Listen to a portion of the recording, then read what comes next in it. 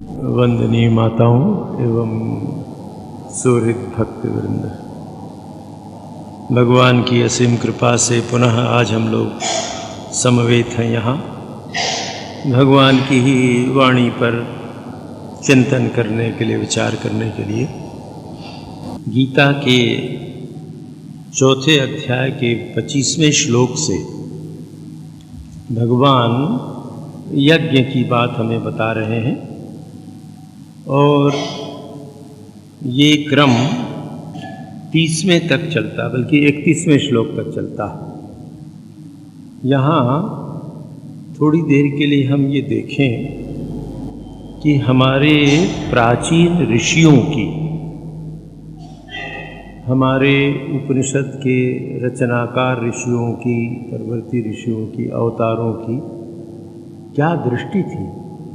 उन्होंने समस्त विश्व के मंगल के लिए और मनुष्य के सर्वांगीण कल्याण के लिए एक नई दृष्टि दी है। ऐसा अद्भुत जीवन दर्शन जो विश्व के किसी भी भाग में, वहाँ के किसी भी धर्म ग्रंथ में, किसी भी दार्शनिक चिंतन में नहीं मिलता।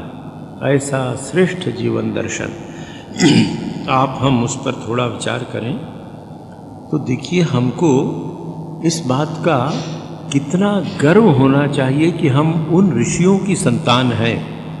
हम भारत में रहने वाले लोग और विशेषकर हम जो हिंदू धर्म की सभी शाखाएं, हिंदू, बौद्ध, जैन, सिख, अभी जो विभिन्न अनुभव से सभी लोग, हम लोग उस परंपरा के अनुयायी हैं जिस परंपरा ने मनुष्य के संपूर्ण व्यक्तित्व के विकास का विज्ञान संसार के सामने रखा। और ऐसा विज्ञान जो किसी भी देश का व्यक्ति हो, किसी भी धर्म का मानने वाला हो, स्त्री हो, पुरुष हो, किसी भी जाति धर्म का हो, यदि अपने जीवन की कल्याण कामना वो करता है तो ये विज्ञान उसके लिए उपयोगी है। ये सार्वलौकिक और सार्वजनिक विज्ञान है।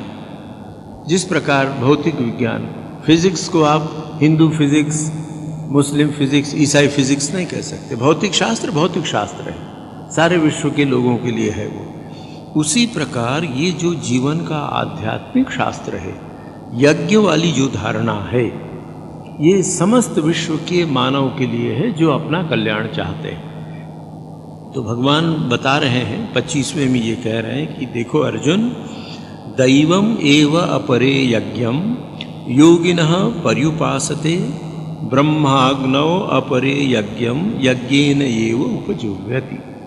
हे अर्जुन, देख, दूसरे कुछ योगी जन देवताओं के पूजन रूप यज्ञ के द्वारा या देवताओं के पूजन रूप यज्ञ से देवताओं की पूजा करते हैं, और दूसरे कुछ योगी जन ब्रह्मग्नौ, पर ब्रह्म परमात्मा को अग्नि मानकर और यज्ञ के द्वारा ही आत्मरूप यज्ञ का हवन करते हैं। इस पर हम बाद में विचार करेंगे। तो यहाँ जो यज्ञ की बात है, आइए थोड़ा उस पर विचार करके देखें। ये यज्ञ की धारणा क्या है और हमारे ऋषियों ने ये क्यों किया।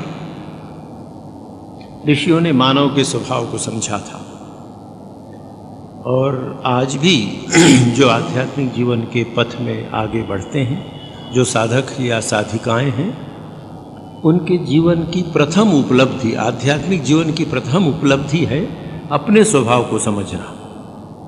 यदि मैं अपने स्वभाव को समझ सकूं तो अन्य मनुष्य भी मनुष्य हैं, उनके स्वभाव को समझने में मुझे सहायता मिलेगी। इस प्रकार मानव स्वभाव को हम समझ सकेंगे। तो ऋषियों ने ये अनुभव किया कि मनुष्य को जो गंभीर अनुभूतियाँ होती हैं, तीव्र अनुभूतियाँ और उच्च और महान अनुभूतियाँ होती हैं, उनको सामान्य शब्दों में व्यक्त नहीं किया जा सकता है।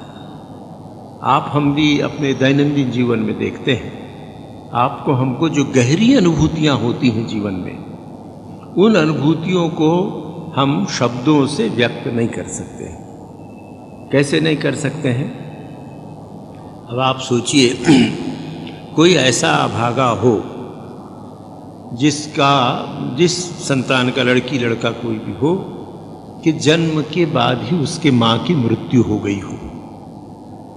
और बाकी आप हम सब सौभाग्यशाली लोग हैं जिन्होंने अपनी माँ का दूध पिया, अपनी माँ की गोद में खेले कूदे बड़े हुए। तो मातृ स्नेह का आपको हमको जो अनुभव है, आप उस व्यक्ति को बता सकते हैं क्या कि जन्म में ही जिसके माँ की मृत्यु हो गई? नहीं बता सकते आप।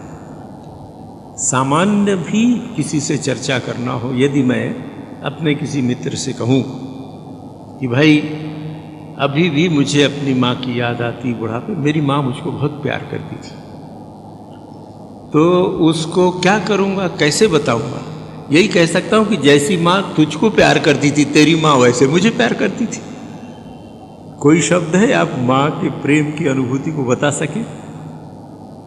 इसी प्रकार जो गहन अनुभूतियाँ हैं आध्यात्मिक जीवन की या सामान्य जीवन की भी, उन अनुभूतियों को बताने के लिए हमको क्या करना पड़ता है? प्रतीकों का आश्रय लेना पड़ता है। जैसे किसी गृहस्थ का लड़का बहुत योग्य है, गुणवान है, चरित्रवान है, माता पिता की आज्ञा मानता है, बताए भाई अमुक वो कैसा है, अमुक शर्मा जी का लड़का, अरे महाराज वो रत्न है। तो रत्न तो अंगूठों कीमती पत्थर है जो आप अंगूठी में या जेवर में लगाते हैं। रत्न माने वो पत्थर का है क्या वो लड़का? ऐसा तो नहीं समझेंगे आप। और सद्गुण है तो कहेंगे महाराज रत्नों में कोहनूर है, हीरा में कोहनूर है वो। तो उस लड़के के गुण को हमने कोहनूर हीरा के माध्यम से, प्रतीक से बताने का प्रयत्न किया। इसी प्रकार हमारे ऋषियों ने उन्हें जो महान अनुभूतियां हुई, आध्यात्मिक अनुभूति अर्थात मनुष्य की महानता का जो अनुभव हुआ कि मनुष्य कितना महान है, इस हाड़ मास के पुतले में साक्षात परमात्मा निवास कर रहे हैं और उस परमात्मा की अनुभूति हो जाने के बाद इसी देह में मनुष्य किस महानता का अनुभव करने लगता है। इसलिए अपने उन भावों को प्रकट करने के लिए ऋषियों ने कुछ प्रतीक बनाए। वे प्रतीक जिन प्रतीकों से हम परिचित हैं, जो बहुत निकट हैं हमारे, उन प्रतीकों के बिना हम जीवन के इन सत्यों को समझ नहीं सकते। दैनंदिन जीवन में भी जब हम प्रतीकों के बिना समझ नहीं सकते हैं तो आध्यात्मिक भाव तो बहुत बड़ी बात है। हम जानते हैं वैदिक युग से हमारे देश में यज्ञ की परंपरा है। हमारे ऋषियों के आश्रमों में, हमारे गुरुकुलों में यज्ञ कुंड हुआ करते थे और बहुत से ऐसे गुरुकुल थे, ऋषियों के आश्रम थे, जहाँ अहर्निश अग्नि, जैसे हमारे पारसी भाई लोग करते हैं, सदैव जलती रहती थी। अभी भी जो नागा संप्रदाय के लोग हैं, तोतापुरी महाराज जो श्री रामकृष्ण देव के वेदांत के गुरु थे, वो 24 घंटे अपनी धुनी जलाए रहते थे। वो किसी घर में नहीं रहते थे, वृक्ष के नीचे रहते थे और 24 घंटे अपनी धुनी वो जलाए रखते थे। तो ये यज्ञ हमारी यज्ञशालाओं में, ऋषियों के आश्रमों में, गृहस्थों के घरों में यज्ञ जलती रही। तो ये यज्ञ के लिए अग्नि को उन्होंने क्यों प्रतीक माना? आप हम अग्नि की विशेषताओं को अगर देखें तो हमें बात समझ में आएगा। ये वो प्रतीक है। उन्होंने ईश्वर का प्रतीक अग्नि को माना, अग्नि को ब्रह्म कहा। तो आप ये देखें अग्नि की कुछ विशेषताएं। अग्नि की सबसे पहली विशेषता जो आपको हमको दिखती है, जो साफ दिखती, बच्चे को भी दिखती है, आग की लपटें हमेशा ऊपर उठती हैं, वो कभी नीचे नहीं जाती। और जब मनुष्य को आध्यात्मिक अनुभूति होती है, तो जितने भी महापुरुष हुए हैं जिन्होंने आध्यात्मिक अनुभूति की बातें लिखी हैं, अपने अनुभव बताए हैं, उन सब ने कहा है कि भाई मनुष्य ऊपर उठ जाता है, ऊर्ध्वम गच्छति, ऊपर जाता है, अपनी मानवीय दुर्बलताओं से ऊपर उठ जाता है, देवताओं की स्थिति में पहुंचकर देवताओं के भोग से ऊपर उठ जाता है, सब प्रकार की सिद्धियों से भी ऊपर उठकर ब्रह्म की अवस्था को प्राप्त करता है। तो अग्नि ऊपर उठती है। तो उसका प्रतीक है कि मनुष्य अग्नि को देखकर ये प्रेरणा प्राप्त करे कि मुझे हमेशा ऊपर उठना है। तो जो हमको ऊंचे उठने की प्रेरणा दे, जहाँ हम हैं जैसे हैं उससे ऊपर, उससे श्रेष्ठ होने की प्रेरणा हमको दे, वो अग्नि है। तो वो यज्ञ का एक प्रतीक है। अग्नि का दूसरा गुण आप देखें, अग्नि कभी अशुद्ध नहीं होती बल्कि सबको शुद्ध करती है। सोना जब खदान से निकलता है तो कितना उसमें दूसरी चीज़ें मिली रहती हैं, पत्थर और मिट्टी अशुद्धि रहती, उसको अग्नि में तपाते हैं, साफ हो जाता है। लोहा जब इधर बेलाडीला से भिलाई में आता है, दल्ली राजहरा से आता है, तो उसमें सब मैल मिला रहता है, उसको अग्नि में तपाते हैं तो साफ होकर फिर इस्पात बनता है।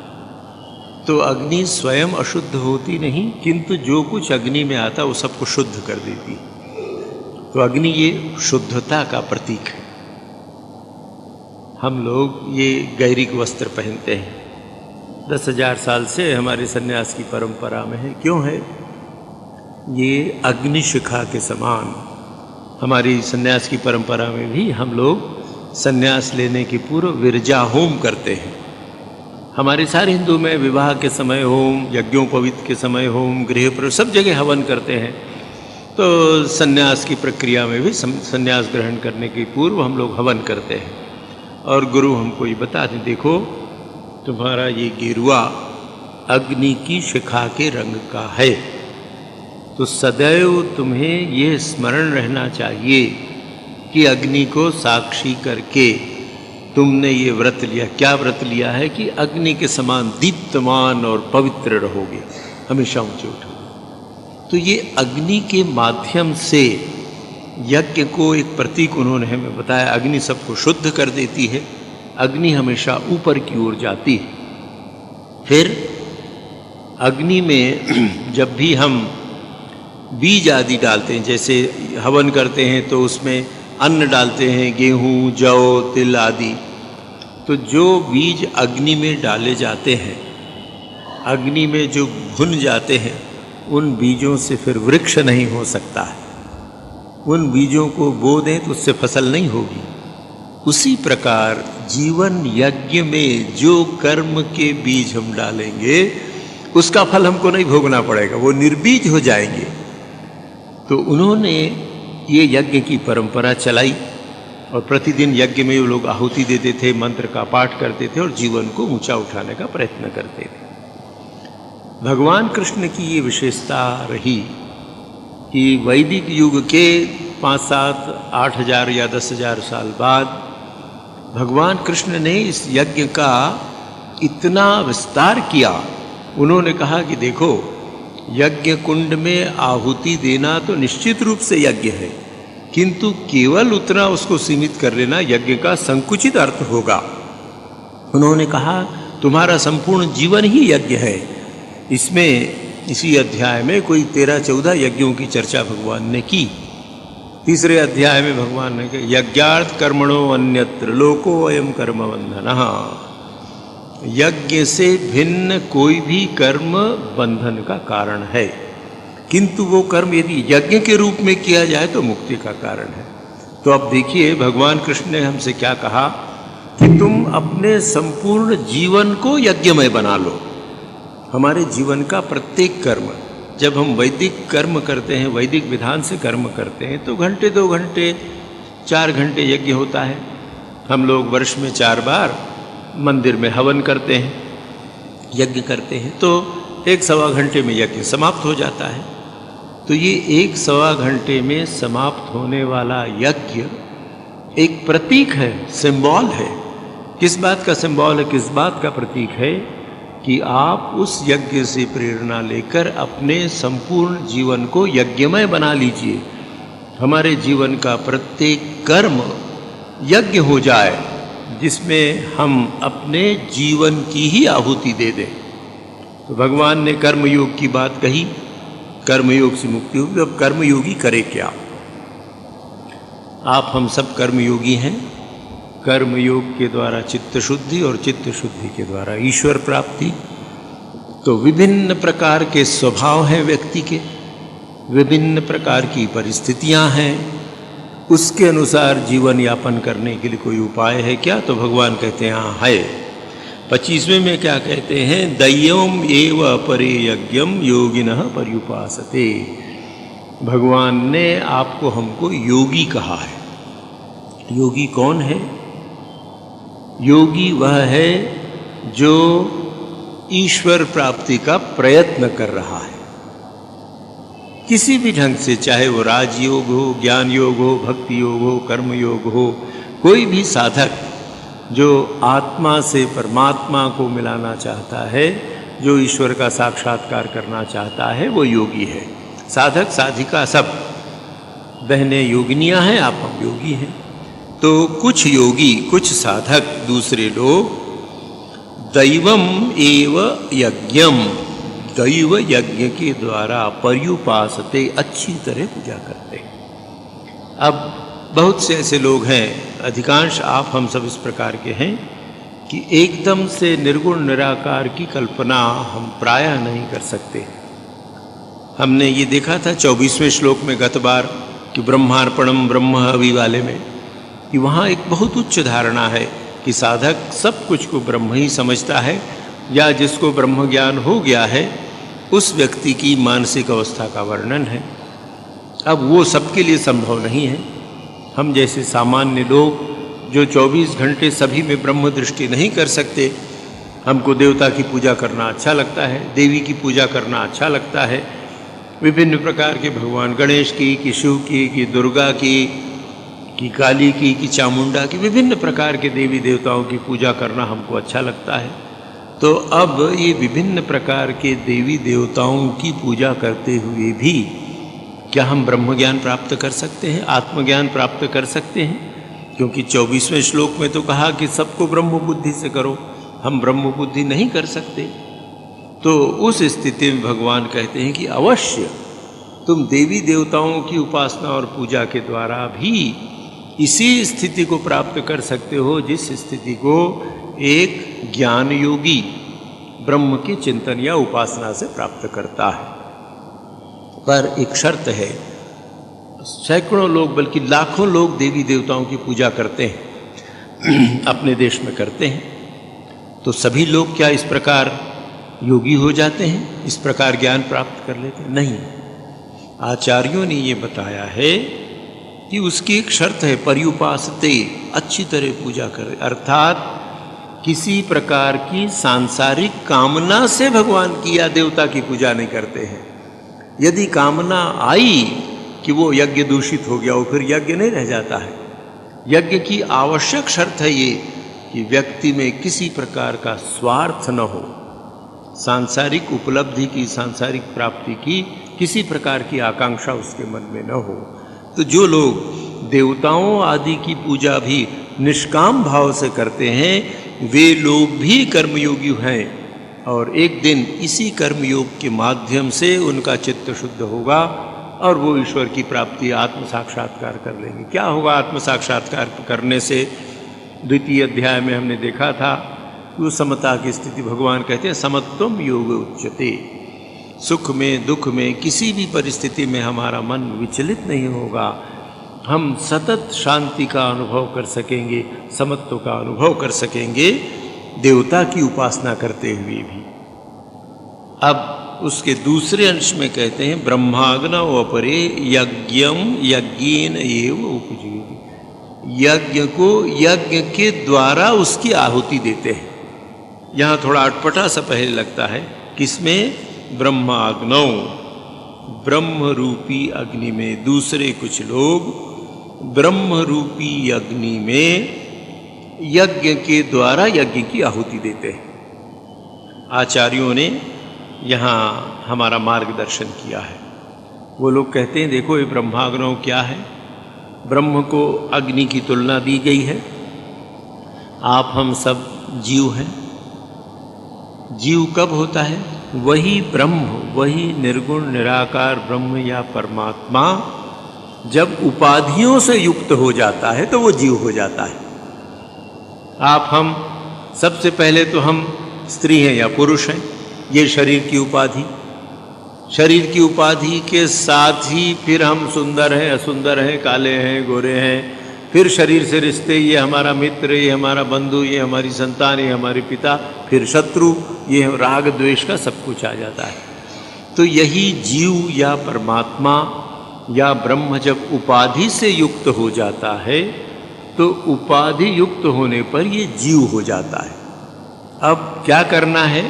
भगवान ये कहते हैं कि इस ब्रह्म रूप अग्नि में, परब्रह्म रूप अग्नि में यज्ञ के द्वारा तुम्हारे जीवन के प्रत्येक कर्म को यज्ञ बनाकर क्या करना है?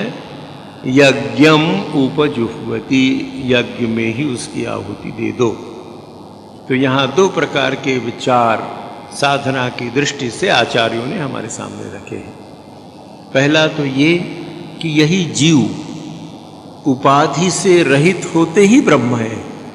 हमारे जीवन की सफलता किस बात में होगी? जीवन की सार्थकता कहिए, सफलता तो बहुत सी होती है, सार्थक सफलता किस बात से होगी?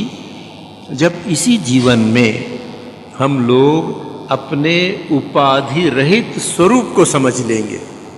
अभी मेरा नाम है, मेरा रूप है, मेरे संबंध हैं, मेरी संपत्ति धन, सबसे मैं करके जुड़ा हुआ हूँ। कोई व्यक्ति यदि साधना के द्वारा अपनी इन सब उपाधियों को हटा सके, कैसे? नहीं, मैं ये शरीर नहीं हूँ, ये मन नहीं हूँ, बुद्धि नहीं हूँ, शरीर मन बुद्धि नहीं हूँ, इसलिए संसार से मेरा कोई संबंध नहीं है, संसार जैसा है वैसा है, मेरी देह बुद्धि आदि जैसी है ऐसी, मैं तो इन सब से भिन्न दृष्टा हूँ। मेरा जो स्वरूप है वो किसी भी प्रकार के संबंध से संबंधित नहीं है, किसी पाप से कलुषित नहीं है, किसी पुण्य से उज्ज्वलित नहीं है, उन सब से भिन्न दृष्टा के रूप में मैं हूँ।